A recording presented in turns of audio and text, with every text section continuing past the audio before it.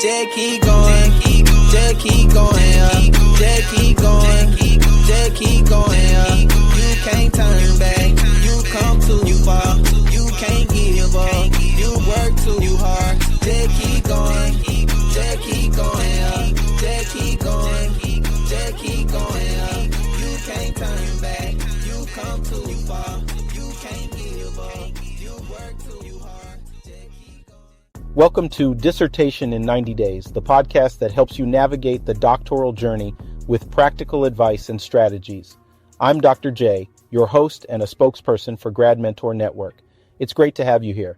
Today, we're diving into a crucial aspect of your doctoral journey, mastering the art of presentation. Now, you might be thinking, I've done the research, I've written the dissertation, why should I focus on presentation?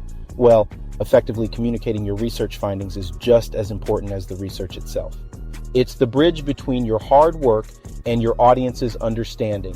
Think about it. You've spent months, maybe even years, conducting your research, analyzing data, and crafting your dissertation.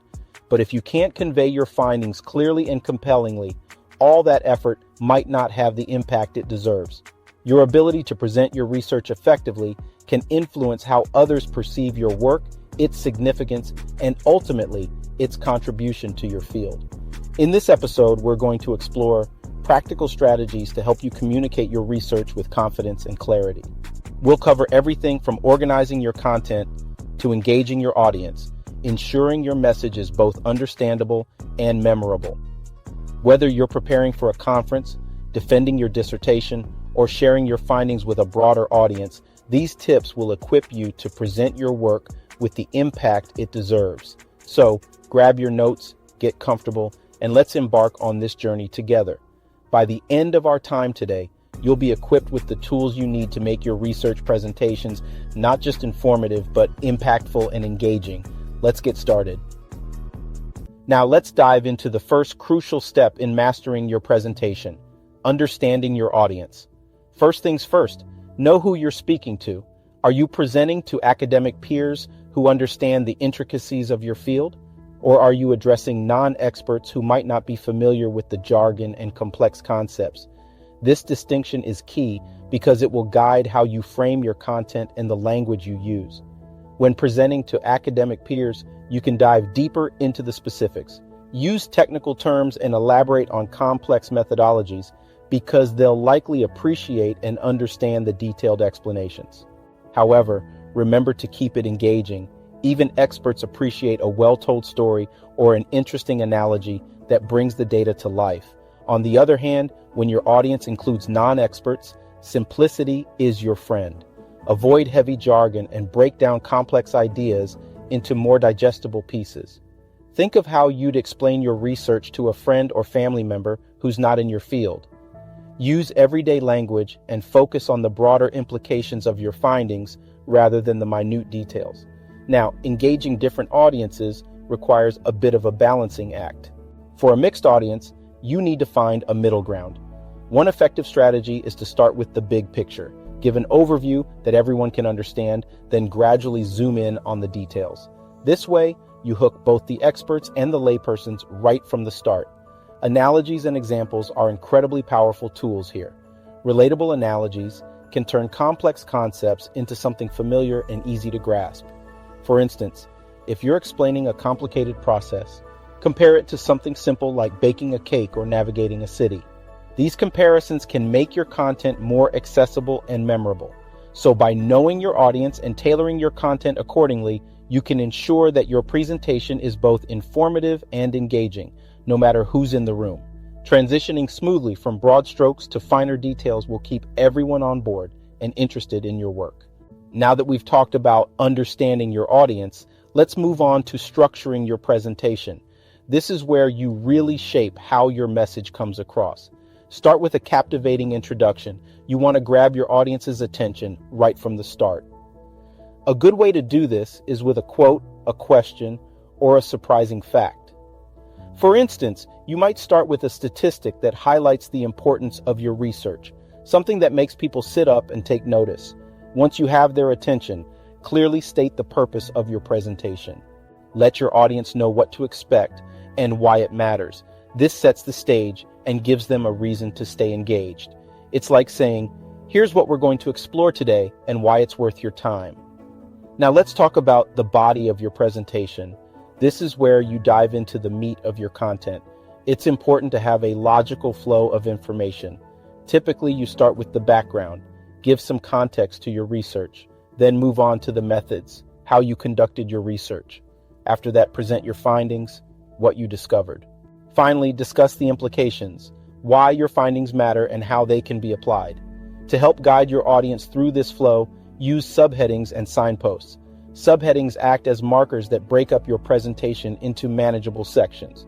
Signposts are like verbal cues that tell your audience where you are in the presentation. Phrases like first, next, let's move on to, and finally can help keep your audience on track. As you approach the conclusion, it's time to summarize the key points. Recap the most important aspects of your presentation.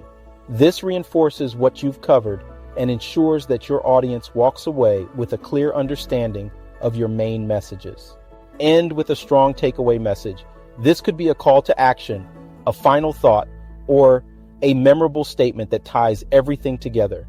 You want to leave your audience with something to think about, something that stays with them after your presentation is over. So, by structuring your presentation with a captivating introduction, a logically flowing body, and a strong conclusion, you can ensure your message is clear, compelling, and memorable. This approach helps your audience follow along and stay engaged from start to finish. All right, now that we've covered structuring your presentation, let's move on to visual aids and how to use them effectively. Visual aids can enhance your presentation and help convey your message more clearly.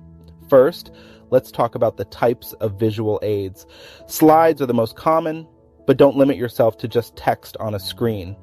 Charts and graphs can illustrate data points and trends more effectively than words alone. Images can evoke emotions or provide a visual example that complements your points. Each type of visual aid has its strengths, so choose the ones that best support your content. When using these visual aids, timing is key. Use them to reinforce what you're saying, not distract from it. Introduce a chart or graph when discussing data. Show an image when it adds value to your explanation. The goal is to enhance understanding, not overload your audience with unnecessary visuals. Now, let's dive into design principles. Simplicity is your friend. Keep your slides clean and uncluttered. Too much information can be overwhelming and distract from your message. Stick to the essentials. Use bullet points sparingly and keep text concise. Consistency is also crucial. Use the same fonts, colors, and layout throughout your presentation. This creates a cohesive look and feel. Choose a color scheme that is easy on the eyes and make sure there's good contrast between text and background. This helps your audience focus on the content without being distracted by jarring design elements.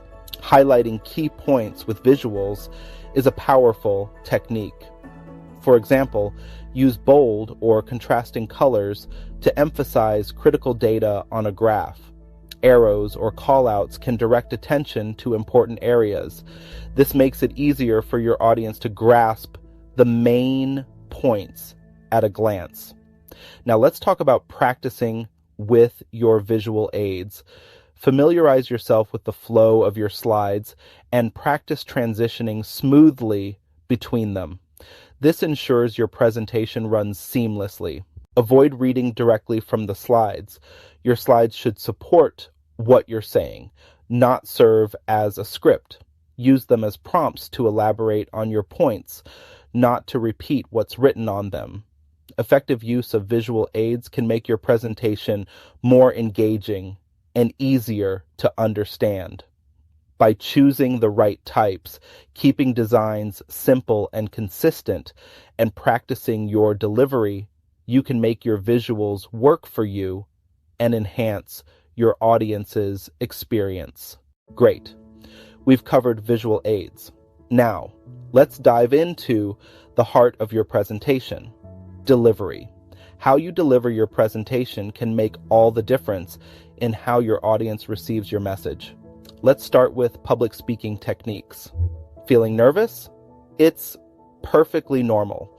Everyone gets a bit jittery before speaking in public. One way to manage this is through deep breathing. Take a few slow, deep breaths before you begin. This can help calm your nerves and center your thoughts. Visualization is another powerful tool. Picture yourself delivering the presentation successfully with confidence and poise. Practicing your presentation multiple times will also help build your confidence. Maintaining eye contact is crucial. It helps you connect with your audience and makes your delivery more engaging. Instead of staring at your notes or slides, look at your audience. If the crowd is large, try to make eye contact with different sections of the room. This makes each person feel like you're speaking directly to them. Next, let's talk about voice modulation. Your voice is a powerful tool. Use it to keep your audience interested. Vary your pitch and tone to emphasize key points. Don't be afraid to pause for effect. It can make your words more impactful. Changing your pace can also keep things lively. Speak more slowly to highlight important details, and pick up the pace during the more straightforward parts of your talk. Interactive elements can add a lot to your presentation. Encourage questions and discussions. This makes your audience feel involved and keeps them engaged. Interactive tools like polls or quizzes can also be effective. They break up the presentation and make it more dynamic. Plus, they can provide you with immediate feedback on how well your audience is following along. Timing is another critical aspect of delivery. Stay within your allotted time. It shows respect for your audience's schedule and keeps your presentation focused. Practicing your presentation will help you manage your time effectively. Time yourself during practice runs to ensure you're neither rushing nor dragging. Delivering your presentation well is about more than just speaking. It's about connecting with your audience, keeping them engaged, and conveying your message clearly and effectively. By managing your nerves, maintaining eye contact, using your voice effectively, incorporating interactive elements, and staying mindful of your timing, you can deliver a presentation that truly resonates with your audience. Now, let's talk about handling questions and feedback. This part can be a bit nerve-wracking, but with the right approach, it can also be incredibly rewarding. First, let's prepare for questions. Anticipating common questions is a great place to start. Think about the key points of your presentation and what aspects might prompt questions. Prepare clear and concise answers for these anticipated questions. This not only helps you feel more confident, but also ensures you can provide informative responses. When it comes to the actual question and answer session, staying calm and composed is crucial. Take a deep breath before answering each question. Listen carefully to what's being asked. If you don't understand a question, it's perfectly fine to ask for clarification. This shows you are genuinely interested in addressing the question thoroughly. Responding to feedback is another important aspect. Accepting constructive criticism graciously can be challenging, but it's essential for growth. When someone offers feedback, listen with an open mind. Thank them for their input, even if it's not what you were hoping to hear. Remember, feedback is an opportunity to learn and improve. Using feedback to improve future presentations is the final step in this process. Reflect on the comments you receive. Identify patterns in the feedback. Are there areas where multiple people suggested improvements? Use this information to refine your content, enhance your delivery, and make your presentations even more effective. So, by preparing for questions, staying calm during Q&A sessions, accepting feedback graciously, and using it to improve. You can handle questions and feedback like a pro. This approach not only helps you grow as a presenter, but also ensures your audience feels heard and valued. We've covered a lot of ground today, so let's take a moment to recap the key points. First, understanding your audience is crucial. Knowing who you're speaking to helps you tailor your content and language to their level of understanding, whether you're talking to academic peers or a broader audience. This awareness makes your presentation more impactful. Next, we talked about structuring your presentation effectively. A clear and logical flow keeps your audience engaged and helps them follow your message. Start with a strong introduction, organize your content well, and finish with a memorable conclusion. Using visual aids appropriately was another important point. Visuals can enhance your presentation, making complex information easier to understand. Keep your design simple, consistent, and use visuals to highlight key points. Practice with your visual aids to ensure smooth transitions and avoid reading directly from your slides. Delivering your presentation with confidence and clarity is essential.